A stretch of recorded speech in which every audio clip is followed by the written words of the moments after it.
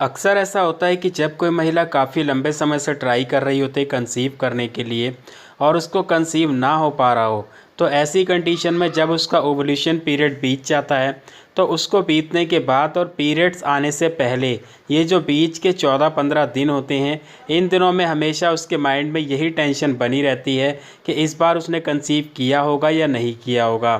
दोस्तों, आज के वीडियो में आप लोगों को कुछ ऐसे लक्षण बताने वाला हूं जिनसे आप अपने ओवुलेशन पीरियड के बाद इम्प्लांटेशन सक्सेसफुल होते ही इन सारे लक्षणों से ये पहचान सकते हैं कि कंसीव हुआ है या नहीं हुआ है। नमस्कार दोस्तों, स्वागत है आप सभी का हमारे यूट्यूब चैनल tanvi.com में। दोस्तों, आगे बढ़ने से पहले आप लोगों से रिक्वेस्ट है, वीडियो को लाइक करते हैं क्योंकि बाद में आप लाइक करना भूल जाते हैं। लाइक करने के साथ साथ इसे फेसबुक पर व्हाट्सएप पे शेयर भी करें ताकि ज़्यादा से ज़्यादा लोगों तक वीडियो पहुंचे और उनको भी जानकारी मिले, फ़ायदा मिले।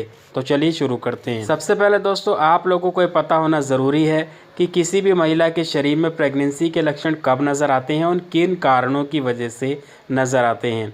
यहाँ पे मैं आप लोगों को बताना चाहूँगा कि जब किसी महिला का ओवुलेशन पीरियड होता है तो ओवुलेशन पीरियड के दौरान उसकी ओवरी से एक अंडा पक करके तैयार होकर के बाहर ट्यूब में आता है और ट्यूब में आने के बाद 24 घंटे तक इंतज़ार करता है स्पर्म का, और अगर इन 24 घंटे में ये दोनों मिल जाते हैं तो अंडा फर्टिलाइज़ हो जाता है। फर्टिलाइज़ होने के बाद 5 से 6 दिन का टाइम लगता है, वो नीचे आकर के बच्चेदानी की दीवार से चिपकता है और चिपकने का ये जो प्रोसेस है इसको इम्प्लांटेशन कहा जाता है। और जब इम्प्लांटेशन हो जाता है तब ये माना जाता है कि वो महिला प्रेगनेंसी कंसीव कर चुकी है। अब यही जो इम्प्लांटेशन का प्रोसेस होता है, जैसे ही ये सक्सेसफुल हो जाता है उसी टाइम से उस महिला के शरीर में बदलाव आने शुरू हो जाते हैं। क्या क्या बदलाव आते हैं यहाँ पे स्टेप बाय स्टेप मैं आप लोगों को आज के वीडियो में बताने वाला हूँ। दोस्तों, ओवुलेशन पीरियड के दौरान जब अंडा फर्टिलाइज़ हो जाता है तो फर्टिलाइज़ होने के बाद वो एक तरीके की गेंद का रूप ले लेता है जिसको ब्लास्टोसिस्ट कहा जाता है। और जैसे ही ये ब्लास्टोसिस्ट बनता है इसमें एचसीजी हार्मोन बनना शुरू हो जाता है। ये उस महिला के शरीर में सबसे पहला बदलाव होता है। दोस्तों, एचसीजी हार्मोन वही हार्मोन है जिस हार्मोन की सहायता से आप प्रेगनेंसी टेस्ट किट में ये पता लगाते हैं कि महिला प्रेग्नेंट है या नहीं है। इसके बाद दोस्तों होता क्या है कि जब वो ब्लास्टोसिस्ट बन जाती है 5 से 6 दिन का टाइम लगता है उसको नीचे आकर के बच्चेदानी की दीवार यानी कि एंडोमेट्रियम से चिपकने में। और इसके बाद जैसे ही वो एंडोमेट्रियम से आकर के चिपक जाती है तो उसके बाद जो ये ब्लास्टोसिस्ट होती है ये एचसीजी को बनाना बंद कर देती है और ये जो प्लेसेंटा होता है ये एचसीजी को बनाना शुरू कर देता है। यहाँ पे आप लोगों को एक बात मैं ये बताना चाहूँगा कि ये जब प्लेसेंटा एचसीजी को बनाता है तो ब्लास्टोसिस्ट के मुकाबले में दुगनी तेज़ी से और दुगनी मात्रा में बनाता है। तो कई बार होता ये है कि बहुत सारे लोग कहते हैं कि हमने पीरियड मिस होने से पहले प्रेगनेंसी टेस्ट किया या पीरियड मिस होने के अगले दिन हमने जो प्रेगनेंसी टेस्ट किया तो उसमें एक लाइन हल्की आई और एक लाइन डार्क आई, उसका क्या कारण है। तो यहाँ पे मैं आप लोगों को बताना चाहूँगा कि जैसे कि आप लोग जानते हैं कि जो प्रेगनेंसी टेस्ट किट है वो एचसीजी को डिटेक्ट करती है।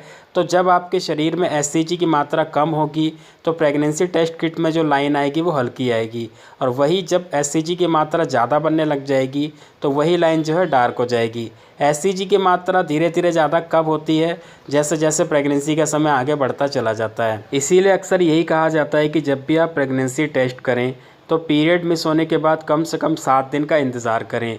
ऐसा करने से आपके शरीर में एचसीजी की मात्रा काफ़ी ज़्यादा हो जाएगी और जिससे आप टेस्ट करेंगे तो आपको ज़्यादा अच्छा रिज़ल्ट मिलेगा। इसके बाद दोस्तों दूसरे बदलाव के बारे में बात करते हैं। दूसरा जो बदलाव है वो होता है इम्प्लांटेशन की ब्लीडिंग।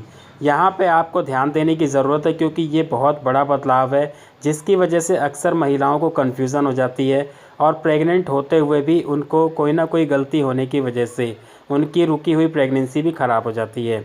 तो यहाँ पे मैं आप लोगों को जैसा ऊपर पिक्चर में दिखा रहा हूँ आप देख सकते हैं, और इसमें 2 तरीके की ब्लीडिंग मैं आप लोगों को दिखा रहा हूँ। एक ब्लीडिंग है इम्प्लांटेशन की और एक ब्लीडिंग है पीरियड की। सबसे पहले मैं आपको बता दूँ कि इम्प्लांटेशन ब्लीडिंग होती क्या है। दोस्तों, जैसे कि मैंने अभी बताया कि ओवुलेशन पीरियड के बाद अगर एग फर्टिलाइज़ हो जाता है तो फर्टिलाइज़ होने के बाद 5 से 6 दिन लगते हैं उसको यूट्रस में जा कर के इम्प्लांट होने में। तो जब वो अपनी जगह से खिसक करके नीचे यूट्रस में जाता है तो इस दौरान थोड़ी सी ब्लीडिंग हो जाती है या फिर खून के थोड़े थोड़े धब्बे लगते हैं।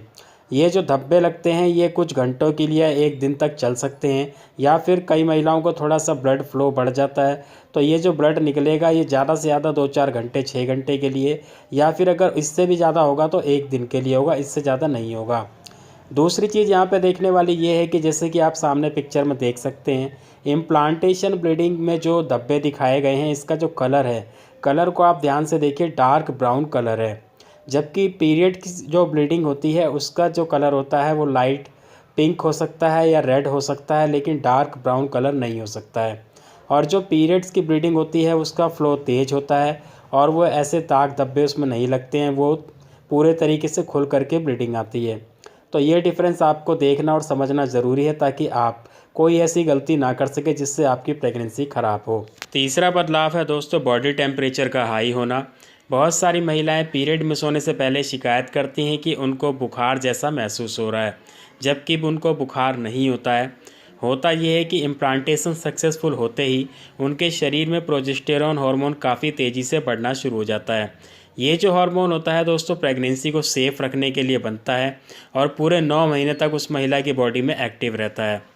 तो यहाँ पे मैं बताना चाहूँगा जब प्रोजेस्टेरॉन हार्मोन बढ़ता है तो इस कारण से उस महिला का जो बॉडी टेम्परेचर होता है नॉर्मल से थोड़ा सा बढ़ जाता है, जिसकी वजह से उस महिला को बुखार जैसा महसूस होता है, जबकि वो बुखार नहीं होता है। कई महिलाएं तो उसे बुखार समझ करके बुखार की दवाइयाँ भी खा लेती हैं, जिसकी वजह से कई बार उनकी रुकी हुई प्रेगनेंसी भी ख़राब हो जाती है, अचानक से उनकी ब्लीडिंग शुरू हो जाती है। चौथा बदलाव है दोस्तों बहुत जल्दी थकान होना या ज़्यादा नींद आना। होता यह है कि जब किसी महिला का इम्प्लांटेशन सक्सेसफुल हो जाता है तो उसके शरीर में, जैसे कि मैंने भी आपको पीछे भी बताया, कि हार्मोनल चेंजेस होने शुरू हो जाते हैं और इस कारण से उस महिला को बहुत ही जल्दी थकान होनी शुरू हो जाती है और नींद पहले के मुकाबले ज़्यादा आती है। पांचवा बदलाव है दोस्तों जी में चलाना, उल्टी आना, मुंह का स्वाद बदलना। वैसे तो ये जो बदलाव है प्रेगनेंसी के दूसरे महीने में होता है, लेकिन बहुत सारी महिलाएं ऐसी भी होती हैं जिनका इम्प्लांटेशन के दौरान से ही एचसीजी हार्मोन काफ़ी ज़्यादा मात्रा में बनना शुरू हो जाता है और इस वजह से उनको पीरियड मिस होने से पहले ही और इम्प्लांटेशन के बाद से ही उल्टी और जी में चलाने की समस्या शुरू हो जाती है। और बहुत सारी महिलाओं के साथ ये भी होता है कि उनको कुछ एक ऐसी खाने की चीज़ जो पहले बहुत ज़्यादा पसंद होती थी लेकिन इस दौरान उनको बिल्कुल भी अच्छी नहीं लगती है, और इसके अलावा जो चीज़ें उनको पहले पसंद नहीं होती थी वो इस दौरान उनको काफ़ी ज़्यादा अच्छी लगने लग जाती है। छठा बदलाव है दोस्तों कॉन्स्टिपेशन यानी कि कब्ज होना। और जब महिला का इम्प्लांटेशन सक्सेसफुल हो जाता है तो जैसे कि मैंने अभी आपको बताया, प्रोजेस्टेरॉन हार्मोन जो होता है काफ़ी तेज़ी से बढ़ना शुरू हो जाता है और इसी हार्मोन की वजह से उस महिला को कॉन्स्टिपेशन की परेशानी भी शुरू हो जाती है और ये भी एक बहुत बड़ा बदलाव होता है। सातवां बदलाव है दोस्तों बार बार पेशाब आना।